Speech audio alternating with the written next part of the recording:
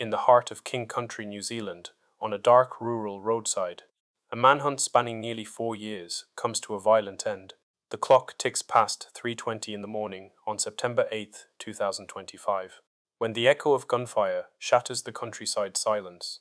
When the shooting stops, one man is dead and a police officer is critically wounded. Standing nearby, witness to it all, is a 12-year-old girl. Her 2 younger siblings remain hidden somewhere in the vast, unforgiving bushland. For years, New Zealand had followed the search for 3 missing children, a girl now aged 12, and her 2 younger siblings aged 10 and 9 respectively. Their faces were etched into the national consciousness, a constant, painful reminder of a family drama that had spiraled into a public tragedy. And on this fateful morning, it was finally over. The story of Tom Phillips is one of survival and desperation, of community division and shocking criminal escalation. It's a case that asks difficult questions about parental rights, police procedures, and the darkness of depression that can hide in plain sight. This documentary aims to present an honest and unfiltered account of the events that unfolded.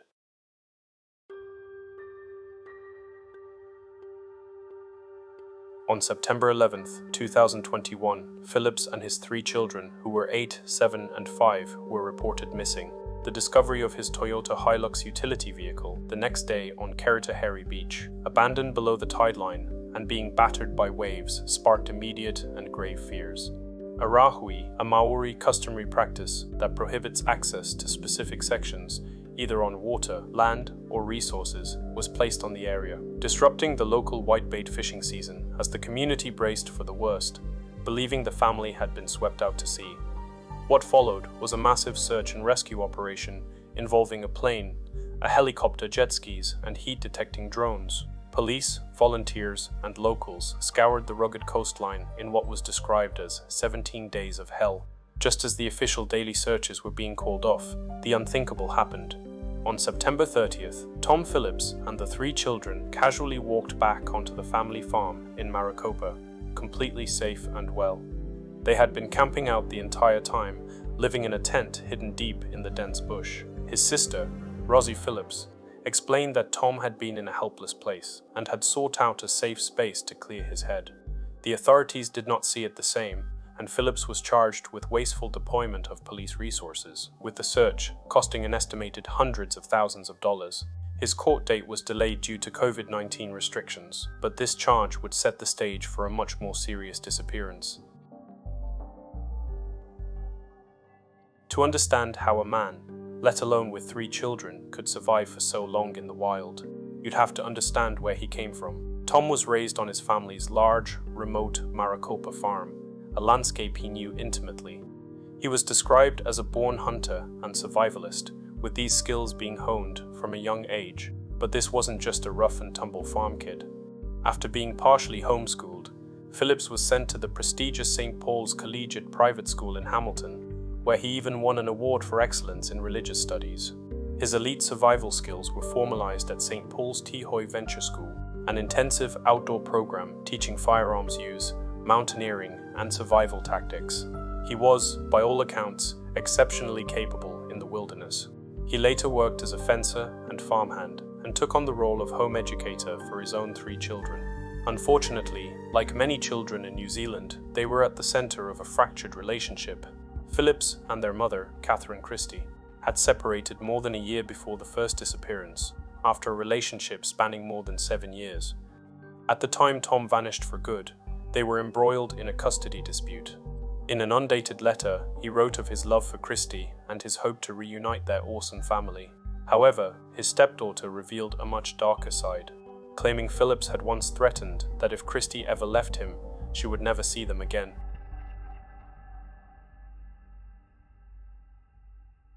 On December 9, 2021, that threat became a reality. Phillips and the children disappeared for a second time. Initially, police did not launch a search, stating that Phillips had notified his family of his plans and was not in violation of any court conditions. But when Phillips failed to appear in court on January 12, 2022, for the earlier charge of wasteful police deployment, a warrant was issued for his arrest, and Tom officially became a fugitive. He made a brief return in February, showing up at the family home at night for supplies and sporting a new beard, but refused to disclose the children's location. As months turned into years, the family grew more desperate. The children's half-sisters launched a petition calling for more government action, and the maternal family even started a Give a Little campaign to fund a private reward. The consensus among police, the children's mother, and even the Otorohanga mayor was that Phillips had to be receiving help. Then, the criminal escalation began. May 16, 2023. Phillips, alongside another individual, allegedly robbed an ANZ bank in Tir Koiti. During their escape on a motorcycle, he fired a shot at a supermarket worker. The charges piled up: aggravated robbery, aggravated wounding, and unlawful possession of a firearm. August 2, 2023.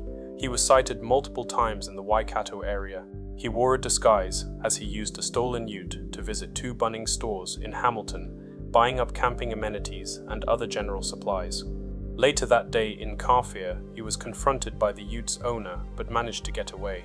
November 2, 2023. Phillips allegedly stole a quad bike from a rural property. In the early hours of the morning, accompanied by one of his children, he attempted to break into a shop in Pio Pio.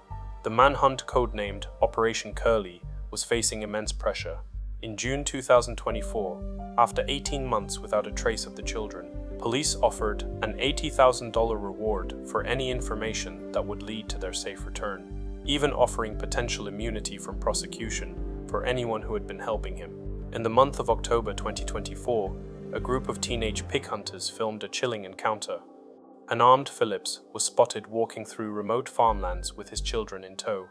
Nearly 1 year later, in August 2025, with public discussion turning to military involvement, police publicly ruled out using elite SAS soldiers, determined to avoid a confrontation that could harm the children.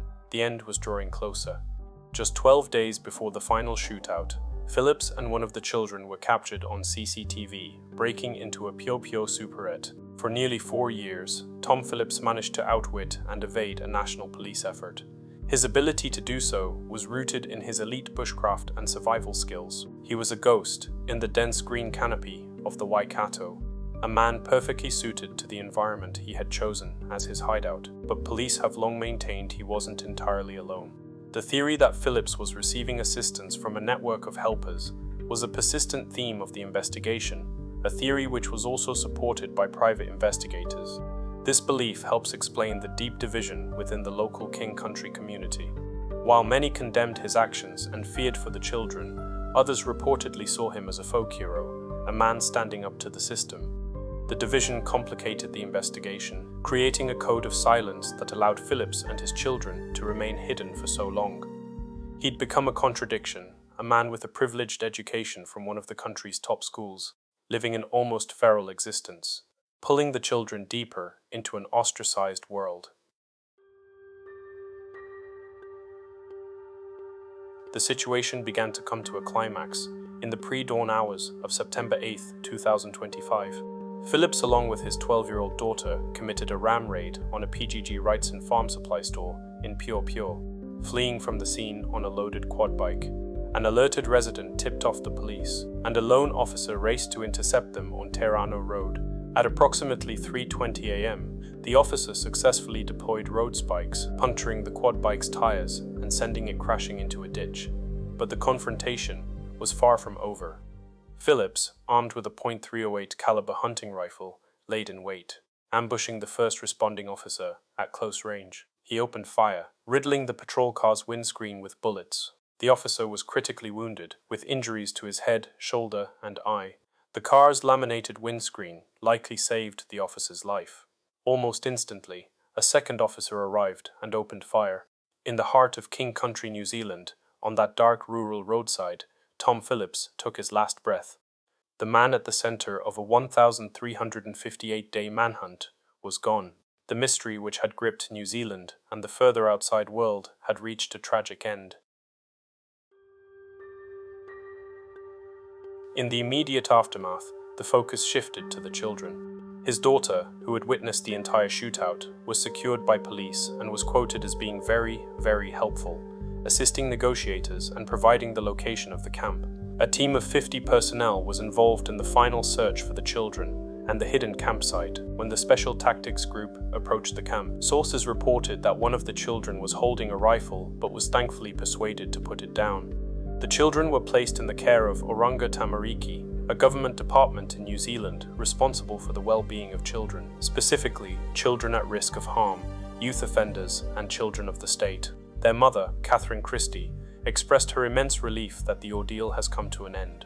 The injured officer was flown to Waikato Hospital for multiple surgeries and was described as having a resilient attitude. According to a news article published on the 26th of September 2025, the officer has since been discharged from hospital and is progressing with his recovery.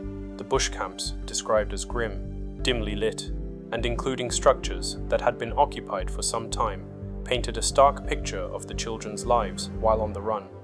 With Phillips passing, Operation Curly's focus has pivoted to holding his accomplices accountable. The case also created a significant media fallout. It attracted major international coverage, and controversy erupted over a documentary crew that had been embedded with the police team.